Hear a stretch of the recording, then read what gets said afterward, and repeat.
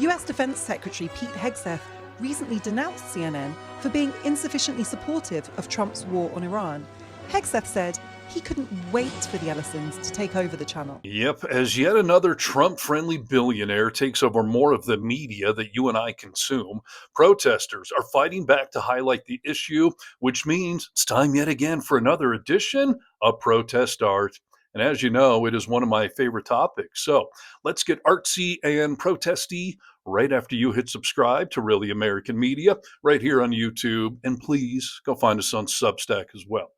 All right, so in case you missed it, Larry Ellison, the billionaire founder of Oracle, decided to put his money where Mega World told him to, and he now owns Paramount and CBS, along with TikTok, and his pending acquisition of Warner Brothers will also give him control of Batman and Superman and Trump's least favorite news channel, CNN. And with all of that power over TV, movies, social media, pop culture, and news media, you would be right to be worried and fucking paranoid. Yet sadly, a lot of people don't see the slow-moving media takeover happening in broad daylight, which is why the British guerrilla activist group led by donkeys decided to call some attention to the matter, and they also did it in broad daylight. This is Larry Ellison's $160 million super yacht, moored up on the French Riviera. It's called the Musashi, but not for long, because we're about to rename it. Ellison is the world's 6th richest man. He's a big Donald Trump supporter and a close friend of Benjamin Netanyahu. He once offered the Israeli Prime Minister a job at his company, and Netanyahu's family has holidayed on his private island. Ellison is also the largest private donor to the Israeli military. Trump recently handed the Ellison family control of TikTok in the US. Almost immediately, prominent pro-Palestinian voices were silenced. Last year, the Ellisons bought Paramount, giving them control over CBS News. The channel's coverage of the attack on Iran has been notably pro-war. And the Ellisons will soon take over Warner Brothers, giving them control of CNN. US Defense Secretary Pete Hegseth recently denounced CNN for being insufficiently supportive of Trump's war on Iran. Hegseth said he couldn't wait for the Ellisons to take over the channel. And Trump himself listed the CNN takeover as one of his wins. And that is why we've renamed this super yacht the Trump Propagandist. The billionaires are buying up the news to support their friends, the politicians pitching our world into chaos and war. Then they jump onto their super yachts, accountable to nobody. Well, I say let's bring some accountability their way and share this worldwide and get ready to boycott some of your streaming services if Larry Ellison and company don't let the free market be free. And kudos to this activist group led by donkeys, which has nothing to do with Democrats, but Democrats definitely love these guys, and you may know them best for this viral image of them projecting a picture of Trump and his BFF Epstein on the walls of Windsor Castle when Trump visited the UK last summer. And it's not the first time that they have called out that disgusting duo. You may recall that Trump recently hung a banner of himself outside of the Department of Justice, which should have immediately burst into flames over the irony of doing that. But at least it gave Led by Donkeys the chance to do this.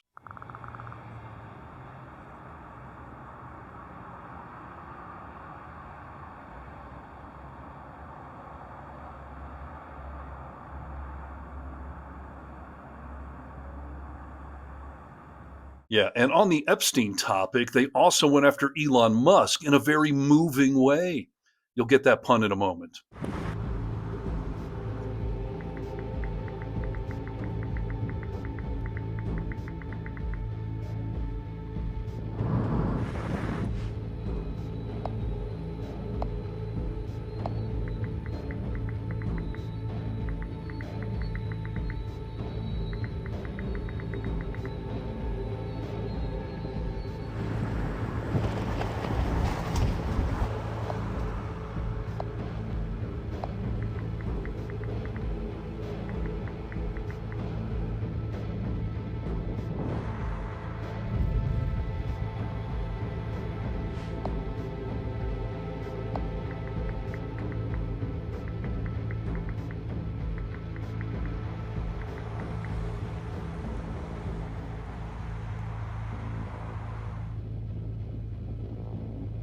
Yeah, Musk is a piece of shit. And speaking of peace, over at the U.S. Institute of Peace, this group recently roasted Trump for slapping his name on that building.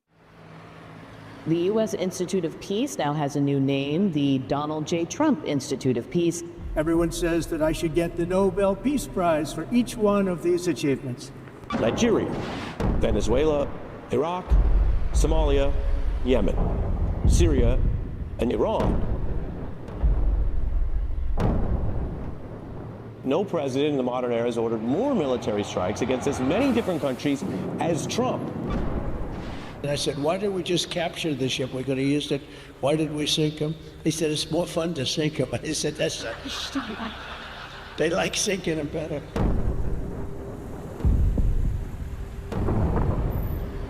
Death and destruction from the sky, all day long. We are punching them while they're down, which is exactly how it should be. We have a breaking update on the Pentagon's preliminary investigation into a strike on a school in Iran, which killed at least 175 people, most of them children. It's a preliminary report, but if this is the final conclusion, this will be one of the largest killings of civilians by mistake by American forces in decades. Again, 175 people killed, according to Iranian officials, most of them children. Everyone says that I should get the Nobel Peace Prize for each one of these achievements.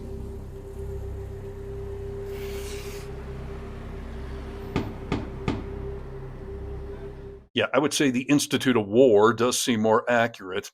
And while Trump just started his board of peace and then immediately got bored of peace and started a war with Iran, the Led by Donkeys crew went after him for that with a great classic TV parody.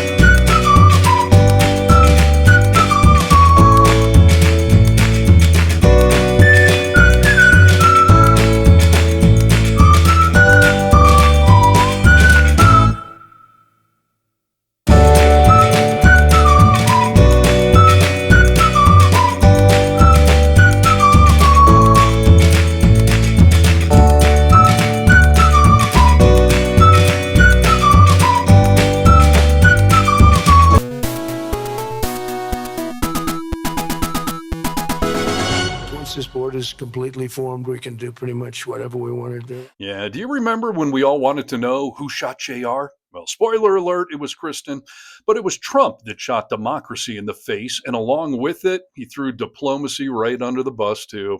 And since we're going retro with these jokes, Led by Donkeys went way back to wonder what it would have been like if Trump was president during World War II. The spotlight of world history swings to the White House. You're not in a good position. You don't have the cards right now. With us, you start having cards. I'm not playing cards. Right now, you don't I'm very have serious, cards. Mr. President. I'm very serious. You're gambling with the lives of millions of people. You're gambling with world wars. You're gambling What are you with world talking about? wars. And what you're doing is very disrespectful to the country, this country. I'm with all respect to you. Far more than a lot of people say they should have. Have you said thank you once? A lot of times.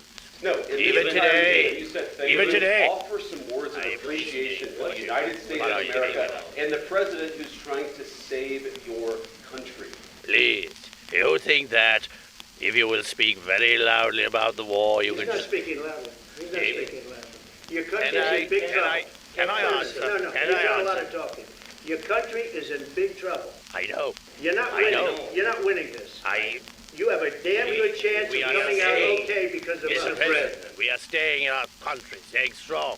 From the very beginning of the war, we've been alone. If you didn't have our military equipment, this war would have been over in 2 weeks. It's going to be a very hard thing to do business like this. I can tell you. Just say thank you. I said a lot of times thank you to the American people. You're wrong. We know that you're wrong. Yeah, that's what it would have been like if Trump were president during World War II. And good news, we're all about to find out what it would be like if Trump were president during World War III.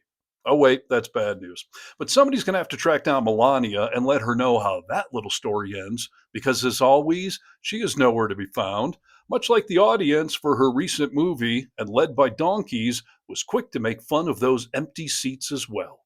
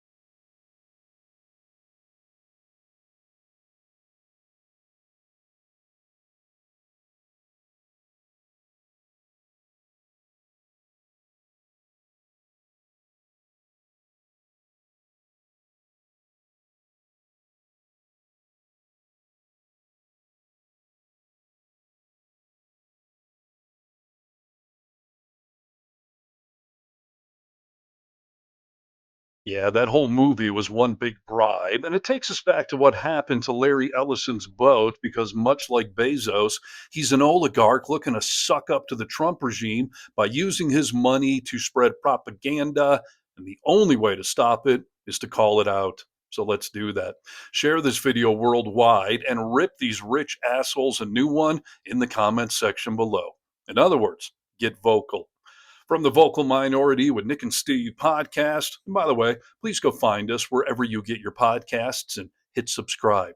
I'd appreciate it. I'm Steve Harness for Really American Media.